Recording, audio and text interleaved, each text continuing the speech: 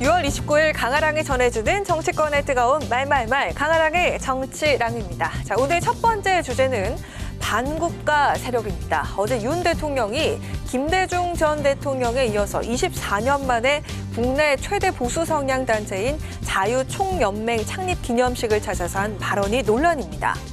반국가 세력이 북한에 대한 제재를 풀어달라고 읍소하고 종전 선언을 노래 부르고 다녔다, 이렇게 비판한 건데요. 바로 전 정부를 겨냥한 말로 해석되면서 민주당의 반발이 이어졌습니다. 일베와 하등 다를 바 없는 대통령의 인식에 충격을 금할 수 없습니다. 정말 도를 넘어도 한참 넘었고, 자기는 그 반국가 세력에 가서 그 요직의 검찰총장은 왜 했어요? 점점 더 극우에 이렇게 포획돼 가는 느낌이에요. 문재인 정부를 비판하려고 하다가 트럼프 정부를 반국가 세력으로 규정한 꼴이 돼버렸으니 그렇게 보시는 참 이것도 참 난감합니다. 너무 얄팍한 정치적 술수를 부리다가 전체 국제 정세에서 벗어나는 일이 생긴 거죠. 임종석 전 대통령 비서실장 역시 윤 대통령이 어쩌다 냉전 시대 이념의 포로가 됐나라면서 공개적으로 비판에 나섰고요. 박광온 원내대표도 용납할 수 없는 극단적 표현이라면서 받아쳤습니다. 반면에 김기현 국민의힘 대표는 팩트에 근거한 발언이라면서 옹호하고 나섰고요. 국민의힘 역시 발끈하는 민주당을 향해서 도둑이 제발 저리냐면서 비판을 이어갔습니다. 전 정부의 대북관을 다시 한번 콕 집어서 문제 제기를 한 건데요. 5년 내내 북한이나 중국의 눈치 보는 것보다 국민의 생명과 재산을 보호하는 게 모든 가치가 되어야 되는데 그 우선순위 헌법적 의무에 대해서 저는 굉장히 미흡했다고 생각합니다.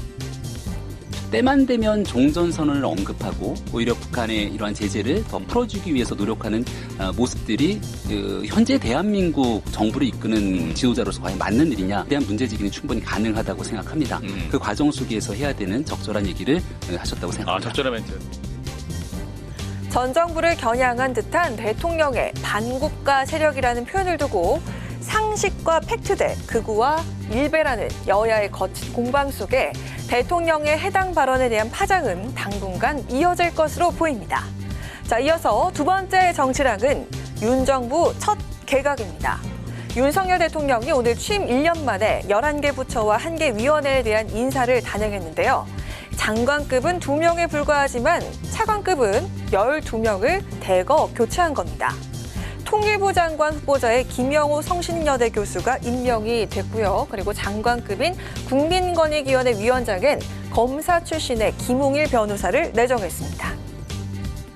장관 임명 시 원칙 있는 대북 정책, 또 일관성 있는 통일 전략을 추진해 나갈 적임자라고 판단했습니다. 강직한 성품과 합리적 리더십을 통해 부패 방지 및 청렴 주관 기관으로서 국민권익위원회의 기능과 위상을 빠르게 정상화할 수 있는 책임자라고 판단했습니다. 네, 특히 눈에 띄는 인사는 바로 문체부 2차관인데요. 역도 영웅인 장미란 교수가 스포츠 선수로선 세 번째로 문체부 차관을 역임하게 된 겁니다. 공익을 위한 활동을 굉장히 많이 했어요. 그때 장미란 재단을 만들어서 맞아요. 이제 스포츠 하는 이제 청소년들 육성하는 활동도 많이 하고, 그다음에 미국 가서 행정가로서 스포츠 행정 박사도 받고 또 지금 교수도 하고 있고 해서 전 자격은 충분하다고 보고요. 장미란 선수 현재는 어디 교수님이시죠? 네, 맞습니다. 예, 그분 같은 경우 정말 잘 해주셨으면 좋겠습니다. 예. 하지만 민주당은 이번 대통령실의 개각에 대해서 어떻게 자격이 없는 사람만 고르냐면서 구제불능 인사라면서 비판했습니다. 특히 12명의 차관 인사 중에서 5명이 현직 대통령실 비서관 출신인 점을 지적했습니다. 회전문 인사를 넘어 대통령실이 장관을 건너뛰고 직접 부처를 지휘하겠다는 의지의 표현입니다.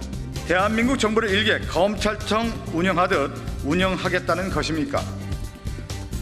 한편 오늘 발표에서 방송통신위원장으로 강력하게 거론되는 이동관 대통령실 대외협력특별보좌관의 이름이 포함되지 않아서 의문을 남겼는데요. 대통령실은 추후에 발표하도록 하겠다는 입장을 밝혔습니다. 이정관 전 수석을 강행을 하게 되면 정말 말로 다 할 수 없는 그런 이제 난관이 기다리고 있을 겁니다. 그래서 강행은 대통령 마음이지만 네. 아마 후과는 엄청 클 것이라고. 아직 시간이 있으니까 좀 더 지켜봐야겠습니다만 저는 결과적으로는 하지 못할 거라고 보고요. 임명 시기의 문제일 뿐 이 특보의 지명은 기정사실화된 상황이란 의견이 지배적이기도 한데요. 야당의 강한 반발 속에 과연 이 특보의 지명이 예상대로 실현될지 귀추가 주목됩니다.